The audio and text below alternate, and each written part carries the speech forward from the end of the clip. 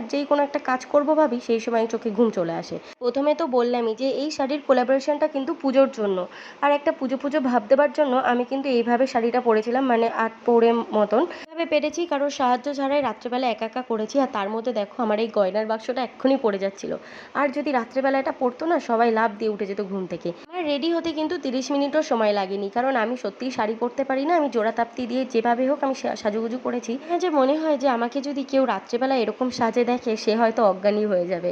মানে কতটা অদ্ভুত বলো, রাত্রেবেলা সবাই ঘুমাবে আর সেই জায়গাটা না ঘুমিয়ে এরকম ভিডিও বানায়। তারপরেও কিন্তু তোমরা লাইক কমেন্ট শেয়ার কিছুই করো না, মানে আমার ভিডিও ভাইরালই যায় না। যাই হোক, আমি কিন্তু আগে থেকে কোলাবরেশনের শ্যুটটা তোমাকে দেখাতে পারবো না। ভিডিও করার পরে কিন্তু আমি কয়েকটা ছবি তুলেছিলাম, তো চলো তোমাদেরকে সেই ছবিগুলো দেখাচ্ছি।